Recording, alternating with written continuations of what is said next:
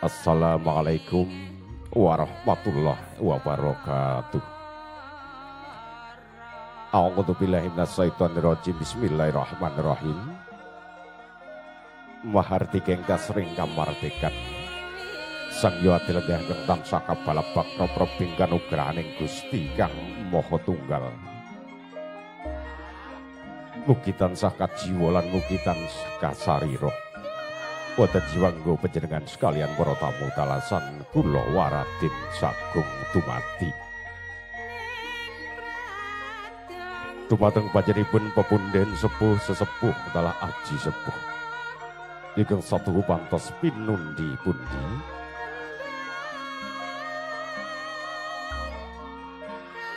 Mriki katur dhateng panjenenganipun para alim ulama tokoh agama. Panjenenganipun Bapak Kyai Ibu Nyai, Bapak Haji Dalasan Ibu Hajah, ingkang rinten dalu tansah sinanding kitab suci Wahyining Ilahi, ingkang minangka panuntun kiblating panambah ingkang satuhu luring budi.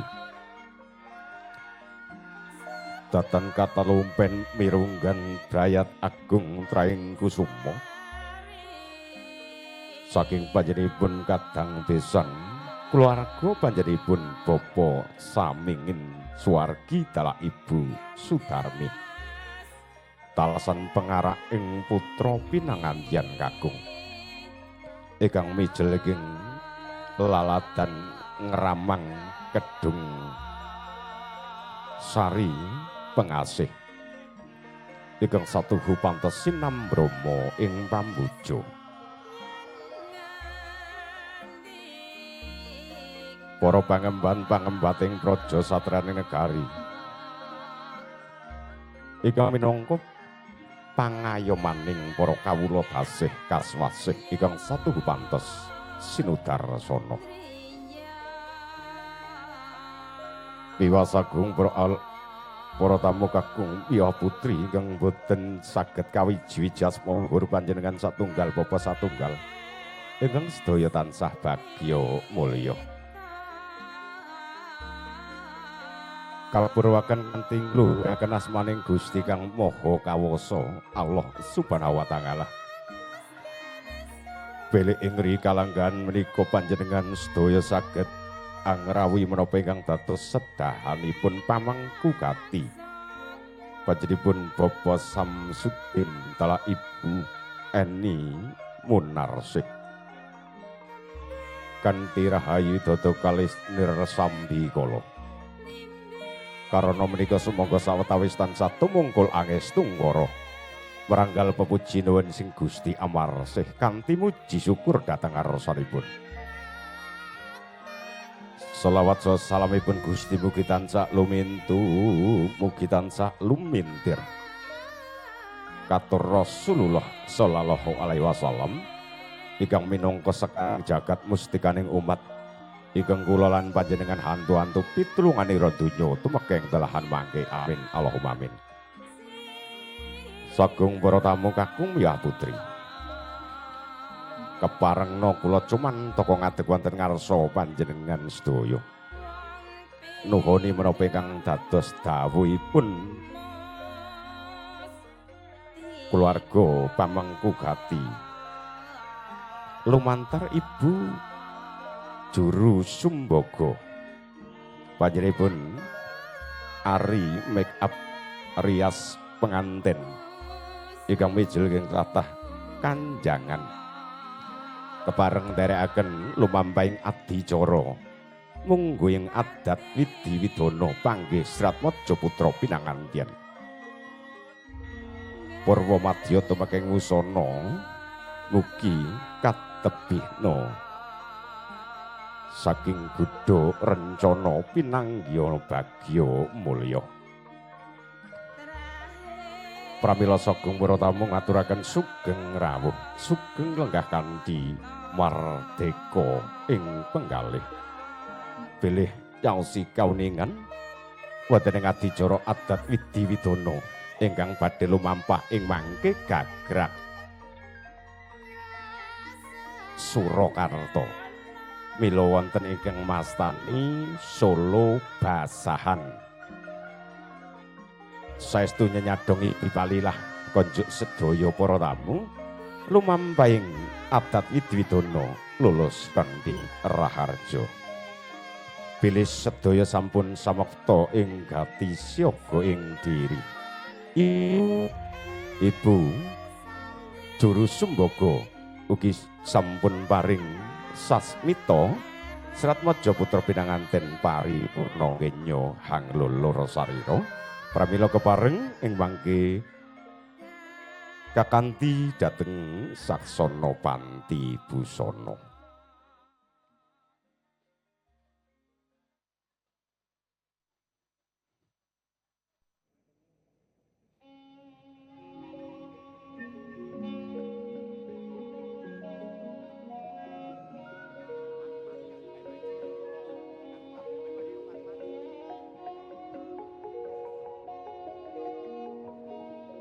Duh Gusti Kang Maha Agung kawula atur pamuji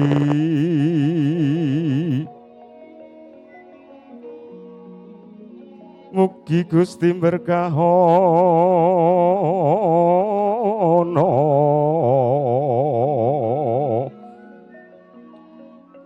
mring sang temanten kekalih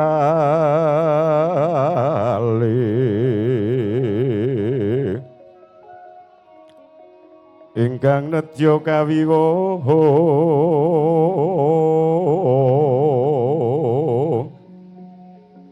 tinebina king bilahi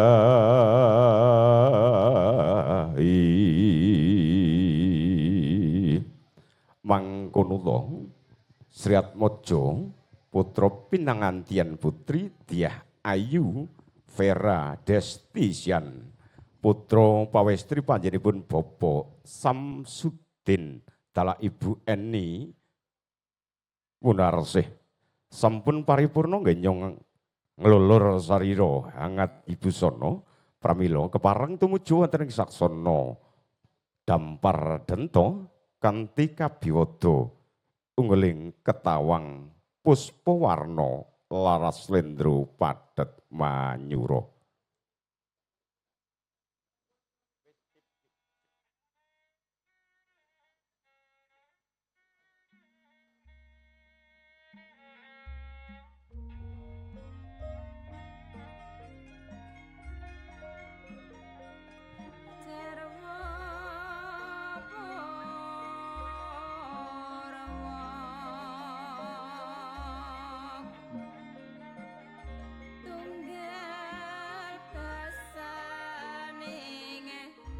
Meyan sembah piring ulun kapurba risang murbing rat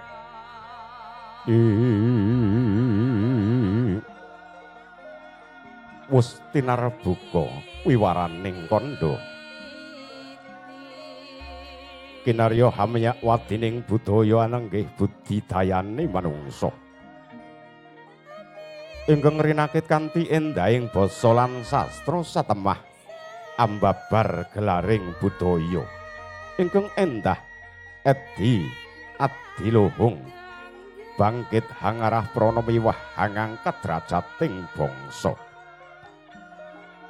duk inguni rinakit dening para sarjana sujana ingkang sujananing budi kebak wewara suci pramila pantes lamun den uri-uri muri lestari widodha ing sak lami-lami suwuh Rebdata Pitana suwuh isirna rep swasana tentrem data tegese ngasti wondene Pitana werdine iku luhur sirna sagung memala satemah mahanani jagat tentrem lamun kita daya samya hangleluri dhateng luhuring budaya ingkang kapracihna wiwit jaman kina tumekeng duksina wis sembada memangun jiwatama saksana pundita ingkang kaeka adidasa purwa eka tembung wilangan sawijati linwidasa 10 purwa werdine wiwitan saksana rinengga ingkang mapan wonten dalemipun pamangku gati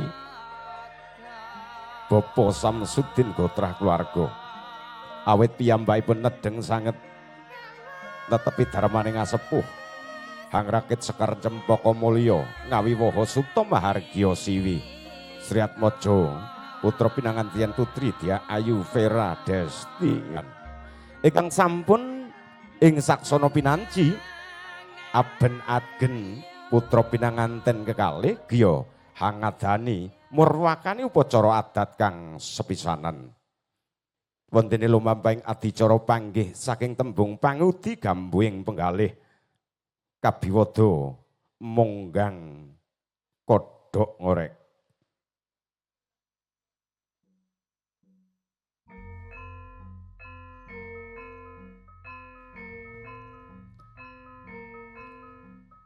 Wis dumugi wahyaning mangsa kala.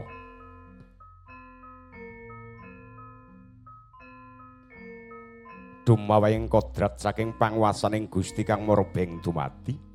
Nalika semono titaing jalma kang asipat jalu tanapi wanita.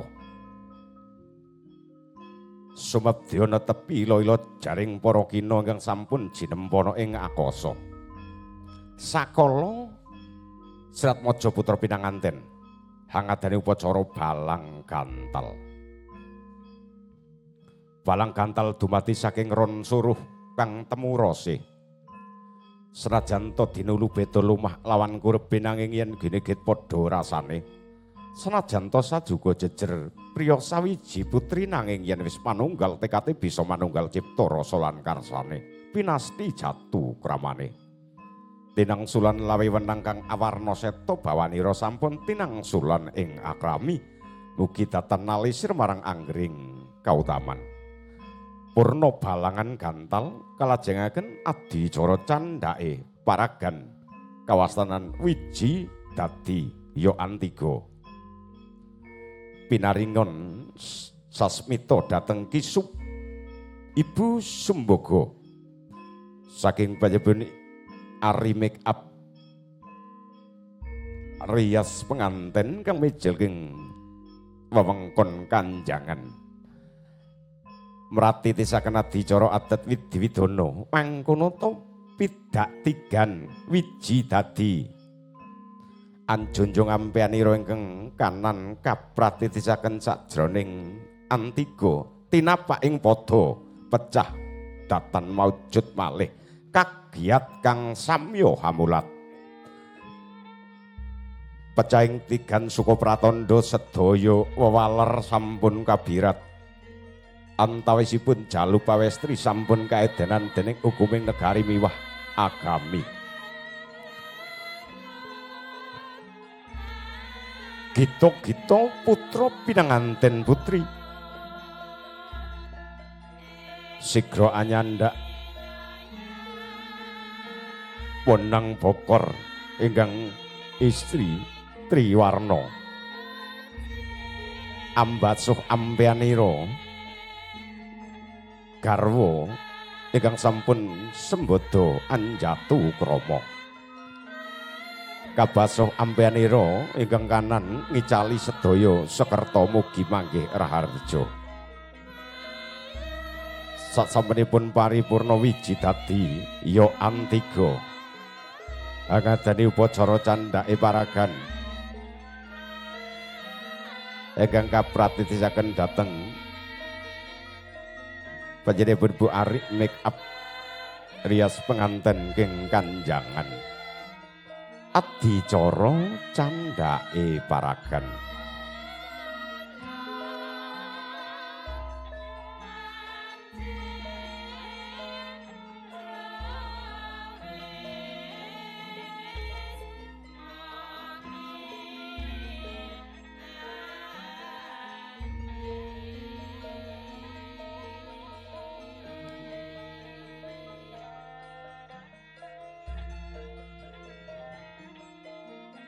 sigra alon gen ira lumaksana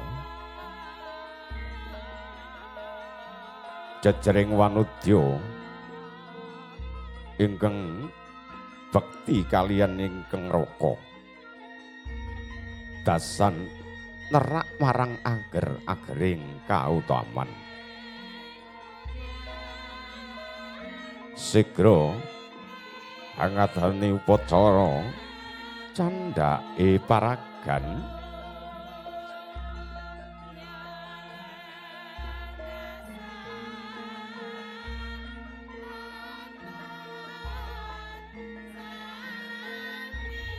lon-lonan tumuju dhateng saksana kang pinanci Serat Mojo putra pinangantian putri Dyah Ayu Vera Destisian ingkang sampun sembada kadhaup kalian Bagus Deni panuntun putra kagung saking panjenenganipun Bapa Samingin Suwargi dalah Ibu Sudarmi lon-lonan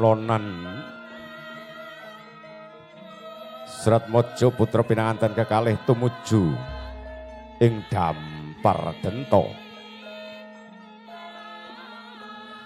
kawistara Serat Mojo putra pinanganten hangagem cundhuk mentul lamun Toka Candra pindhane astane wanodya kenya kang hangawe-awe mring kekasihe palarapan nila cendani alis nyopindo wulan kan nanggal sepisan netro anjait lindri liep damar kanginan grono ngrungih lati manggis ngarengat ati-ati nguduk turi jonggo ulan-ulan pamindangan hanrat jumas astanira gendhewa pinentang bangkean nawon kemit wengking mungkang kangsir kempol teal memanak tungkake bunder kaya binobot dasar wanodya endah sulistya ing warni deninggih Roro Ayu Vera Destisian ingkang sampun sembada jinatukrami kalian Bagus Dani panuntun sigra minggah Dampar Denta kadhareaken dhateng Sudarma kekalih sigra ngadani upacara ingkang sampun kapratitisaken ki dening Ibu Sumbaga ya Ibu Juru Ayu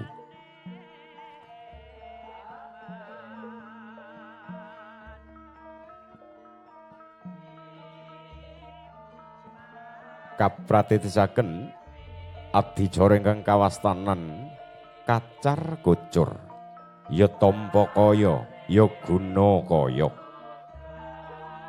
kacar kocur wong liya kang wis dadi sedulur lantaran Bagus Deni panuntun ingkang sampun sembada Hanjatukrama Vera Destisian mugi-mugi tansah pinangangan langgeng anggenipun bebesanan donya tumekeng delahan lon-lonan denira ngasta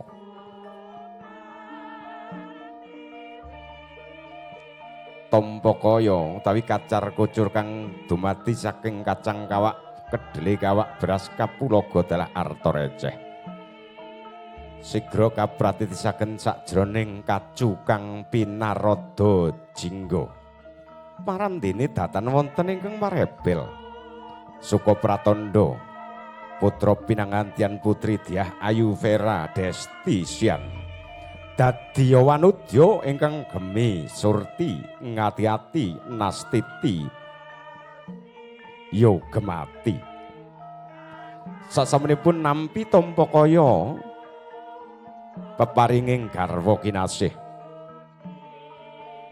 sigra jengkar saking palangganira gita-gita tumuju sowan wonten ngarsanipun Kanjeng Rama dalah Kanjeng Ibu kap singitaken sawetawis mratandani bektinira kalian ingkang Rama Ibu pramila anggenipun paring tampa kaya wedharing pangandika prasasat kaya mecah-mecah nong suasana. Kanjeng Rama, Kanjeng Ibu, jimat kamulyan kula donya tumekeng delahan Kanjeng Rama Ibu. Kepareng kula ingkang putra caos bekti Kanjeng Ibu. Senajan toh dereng sepintena kalian sih katermen panjenengan, nanging menika cumudul saking prentuling ati kula Kanjeng Rama Ibu.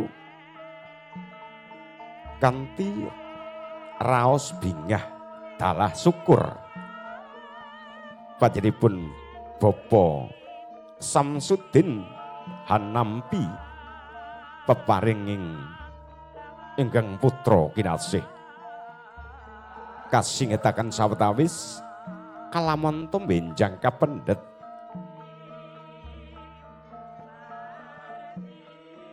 wonten ing madyaning bebrayan agung.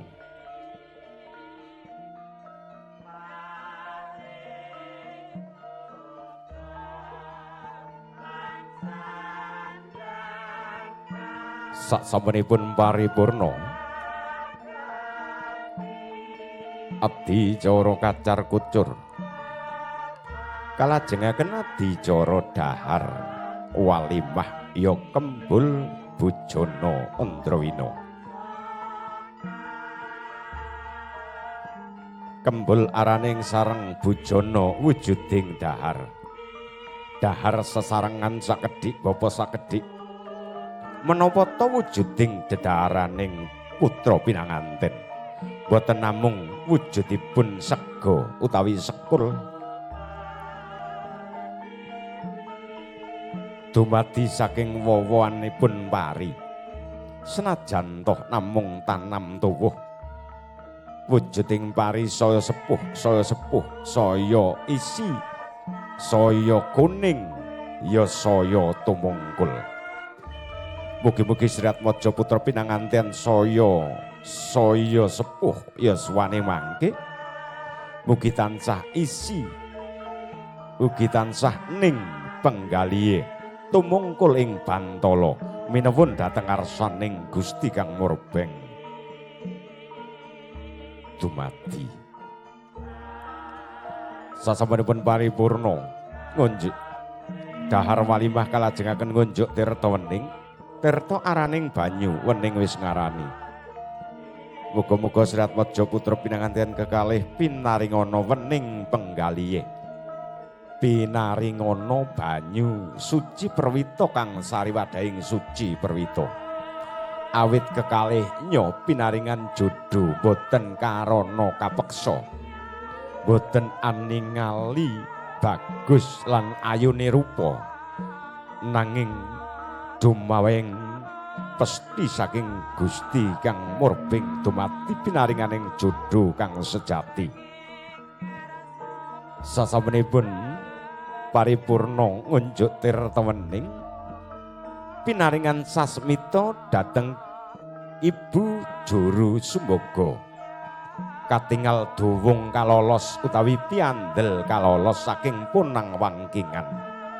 Awit boten pun parengaken menawi paring sembah sungkem kalian tiang sepuh asesikep gegaman.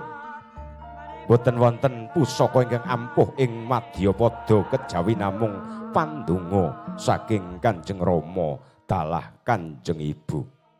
Sigra tumungkul amari kelu yayah konjem-konjem ing bantala wadananira Sri Atmaja putra pinanganten kekalih. Sigra sembah marang Kanjeng Rama dalah Kanjeng Ibu.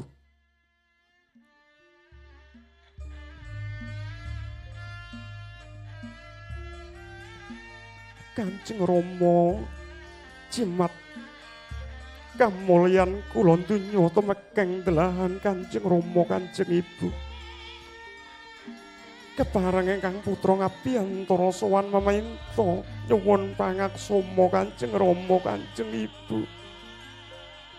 Sedaya kalepatan ingkang putra ingkang pun sengaja menapa boten kasengaja Mugi-mugi ing dinten samenika Kanjeng Rama Ibu kersa paring pangaksama Kanjeng Rama. Anak unduk wong ayu. Paribasan segunung kang dadi luputmu. Pun bapa kelawan ibu minangka usus kali weteng segara ndo anakku. Bakal tak paringi pangapura. Maturku ing panuwun Kanjeng Rama, Kanjeng Ibu. Iya. Iya. Wong wanti-wantinipun bapa lawan ibu ora bisa paring apa-apa. Amung jorong pamuji pangestu. Muga-muga anggonmu bebrayan adohna saka watak nistaya nduk. Cinaketna marang kamulyaning Gusti. Matur nembah nuwun Kanjeng Rama, Kanjeng Ibu.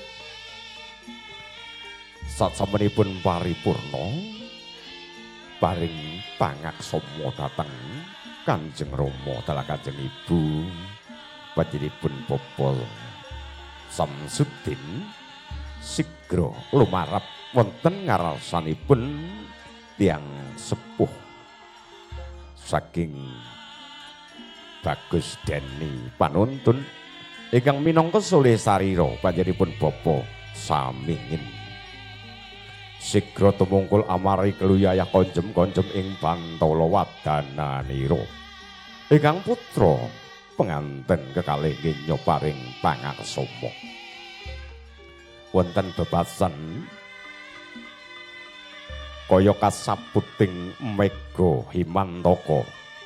Peteng dedet lelewingan. Pramila ngabiyantara sowan daya-daya nyuwun pepadhang dhateng ngarsanipun Gusti lumantar Kanjeng Rama dalah Kanjeng Ibu.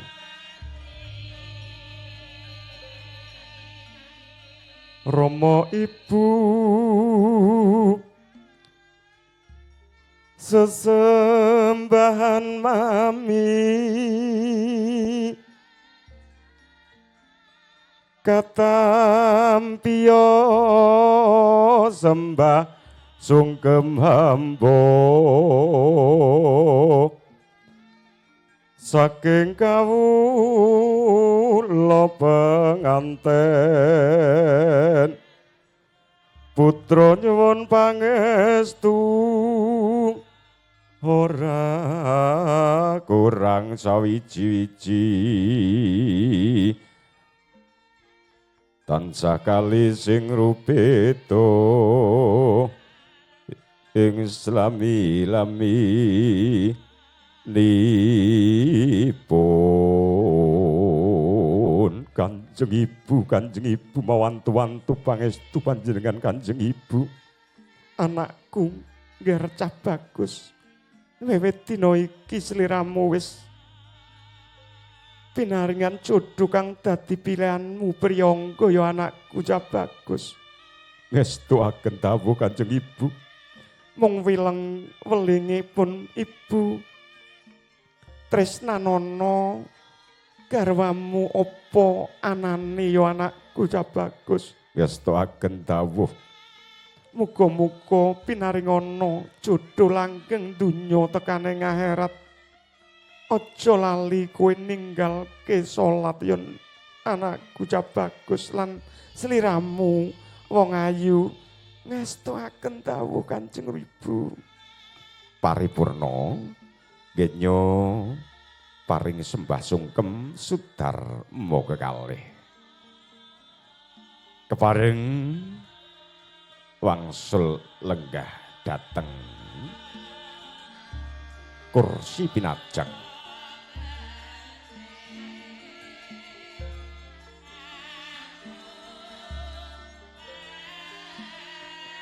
Sangya para tamu Bapak Ibu mekaten lumampahing adat widi widono adat widi widono panggih Serat Maja putra pinangantien ingkang kapratitisaken dhateng panjenenganipun Ari Make Up Rias Manten ingkang mijenging tlatah Kanjangan nyawiji ingri kalanggan menika kalian P2 Audio Sound System.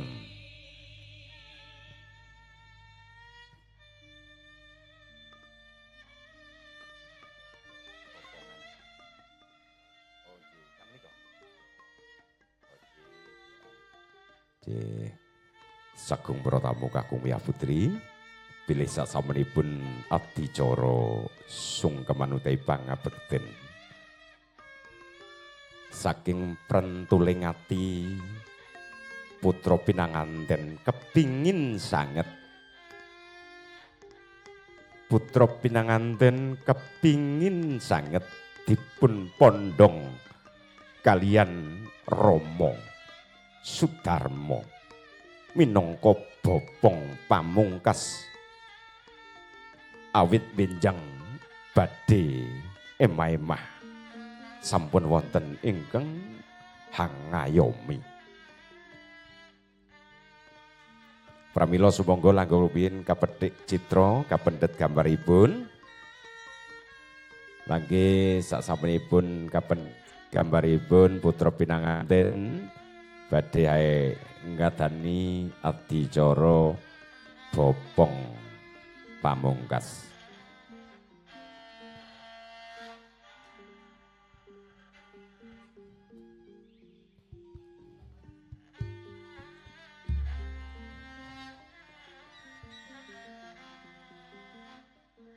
Ugi datan katalumpen ngaturaken gunging panuwun konjo para tamu ingkang nembe kepareng rawuh.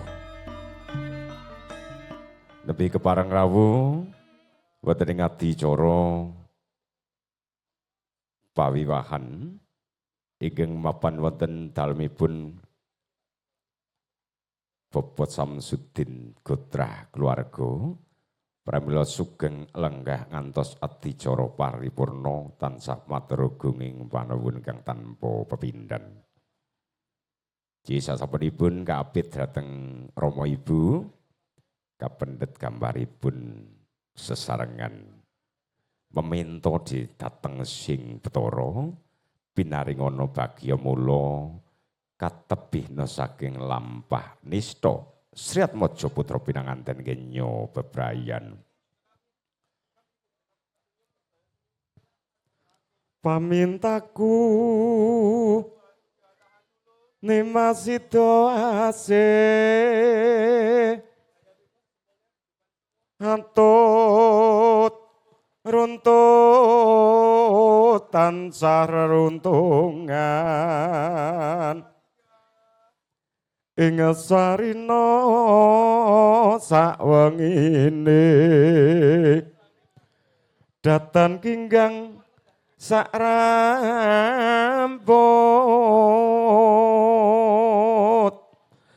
lamun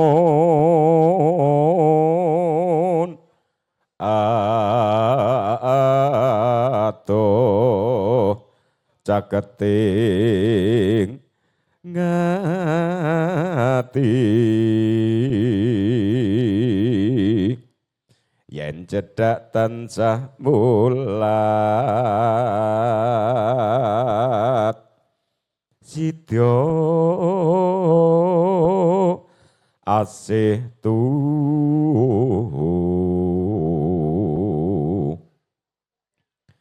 pindha mimilan mintuna hayo nimas bareng hana tepi wajib situasi bebrayan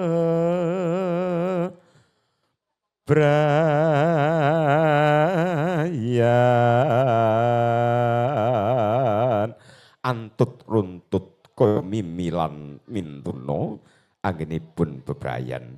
Sasampunipun pedhek citra kapendhet gambaripun putra pinanganten hangadani adicara bobongan. Sumangga ingkang sampun kapiji ambopong Sri Atmaja putra pinanganten pun parengaken. Nggih. Dateng Pak Denipun kalian omipun monggo katuran siyaga ing gati.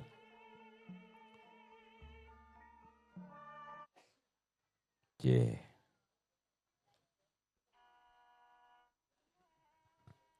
Menika caos tulodo bilih rikala yuga brata saklebeting yuga karepaning Kanjeng Ibu sakdangipun 9 wulan 10 dina den endhit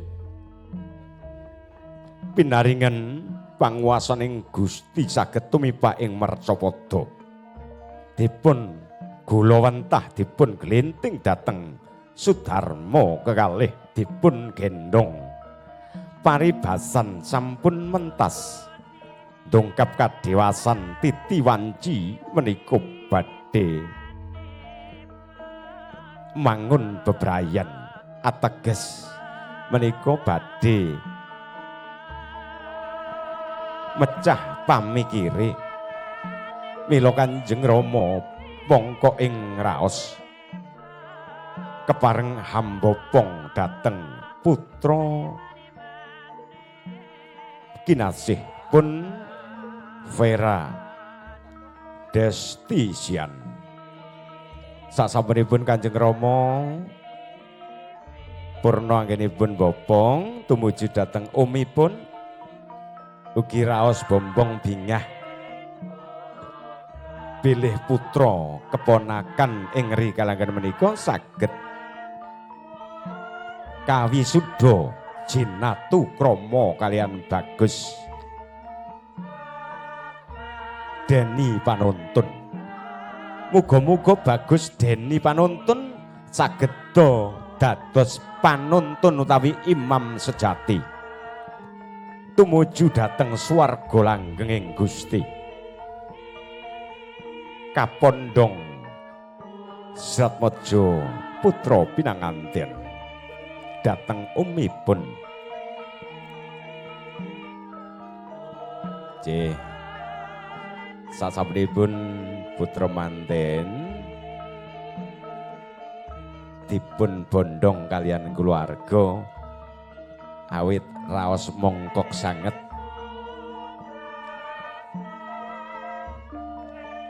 bilih Mbak Vera menika sampun dipun wengku dhateng priya ingkang sembada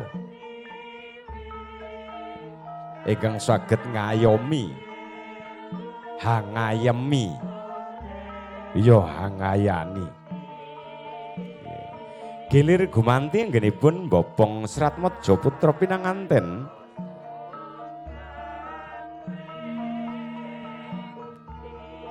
nggih kapendhet gambaripun.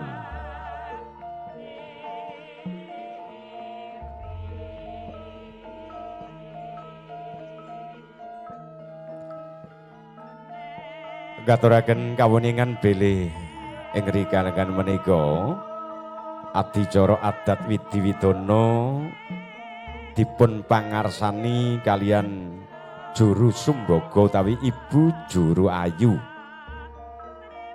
saking Ari Make Up rias penganten ingkang mijil king tlatah Kanjangan.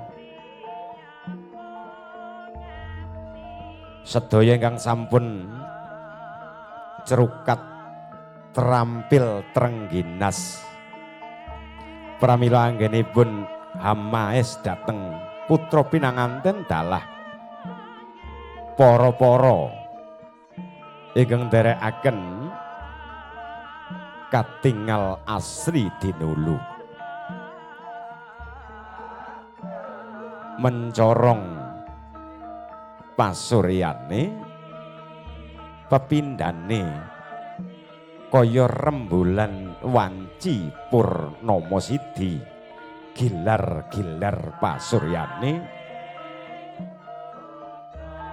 sumunar kang dadi cahyane kaya hapsari hapsara kang mangeja wantah tumurun saking swarga kayangan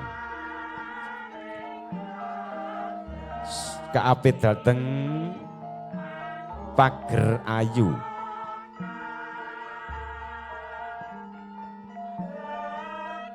ya kawastanan Domas ingkang sedaya ayu-ayu rupane. Manis-manis kang dadi esemane tur grabyak semanak marang sapa wae. Nyata Srikandening Nuswantara ingkang mijel keng tlatah ngeramang Kedung Sari Pengasih. Jangkep kalian Manggala Yuda kawastanan pager bagus. Bagus kang dadi rupane,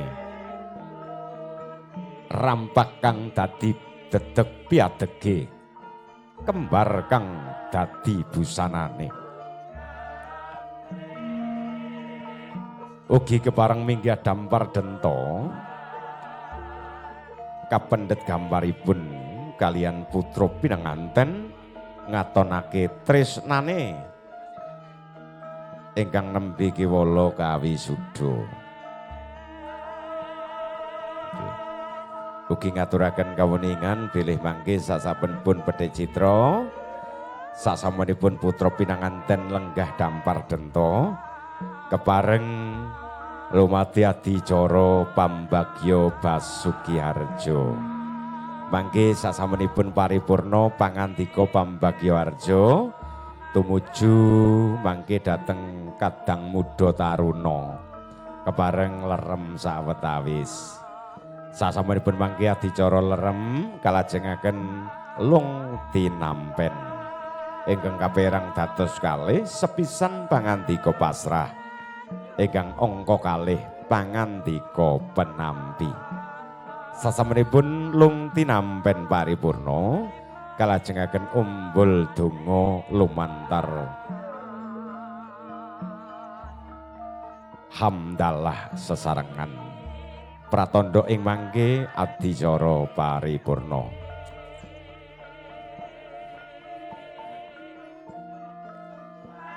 Tansah ngaturaken sugeng rawuh kanca jangya pratamu Bapak Ibu, sumangga sugeng lelenggahan hanek seni ugi paring idi dhateng putra pinanganten ingkang kawisuda ing titi kalenggahan menika.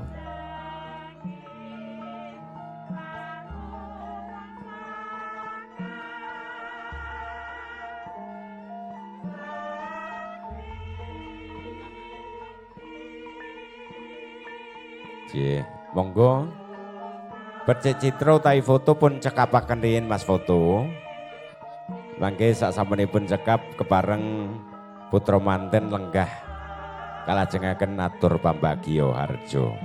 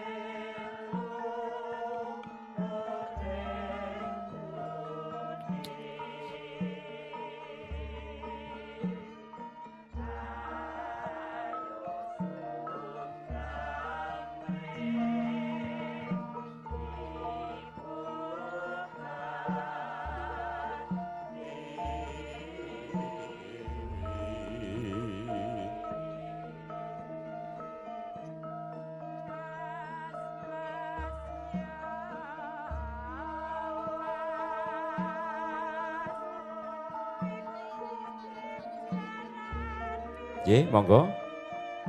Katuran pinarak, ya naik semua, naik semua. Ya, semua. Ini juga kerabat keluarga yang mestinya memberikan doa terbaik buat sang pengantin berdua. Juga monggo untuk diambil fotonya.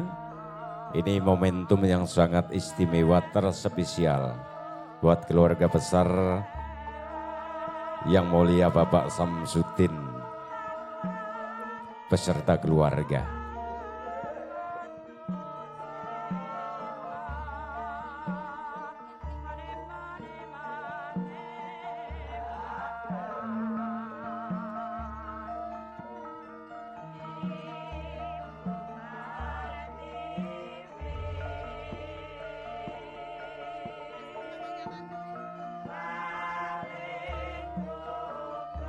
Ya, masih ada barangkali kakak manten, saudara kandung dari pengantin mungkin yang belum foto.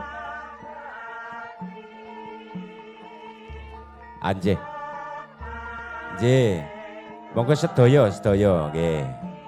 Katuran pinarak dateng Dampar Dento.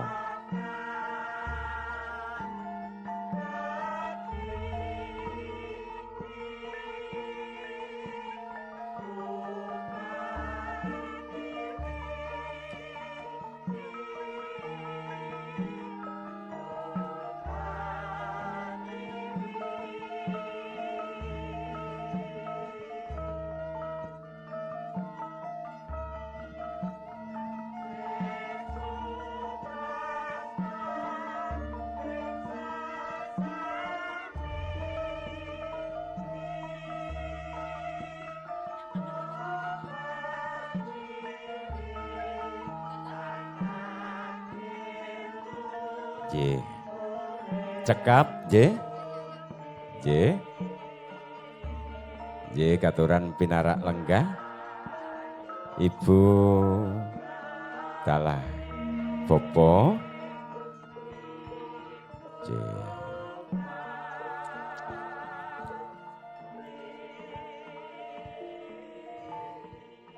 Sagung para tamu kakung Mia Putri, pilih bedhik citra utawi foto kapendet gambaripun kalian Surat Mojo Putra Pinanganten paripurna, ugi kawistara putra manten sampun lenggah Dampar Dento kursi pinajang kaapit dhateng Sudarma kekalih. Pramila kepareng kalajengaken adicara candhakipun ingkang sampun sinerat ing dlancang seta ingkang badhe kaenaraken wonten ing pawiwahan prasaja ing ari kalenggan menika. Sasampunipun adat panggih putra pinanganten purna kanthi boten wonten pambengan, pramila kalajengaken adicara candhakipun nggih adicara atur pambagya Basuki Harjo ingkang minangka soleh sarira saking panjenenganipun Bapak Samsudin putra keluarga awit piyambakipun boten kuwawi paring pangandika piyambak.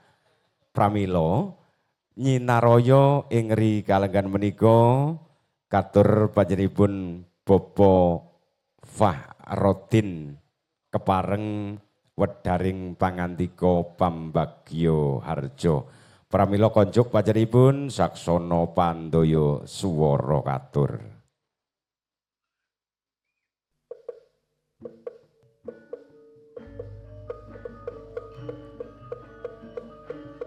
Pamangku gati kepareng hangapit betul. Anjih. Monggo Bapak Samsudin sak rembit garwa kepareng jengkar saking Palenggan. Hangapit dateng Bapak Fahrodin anggenipun paring pangandika.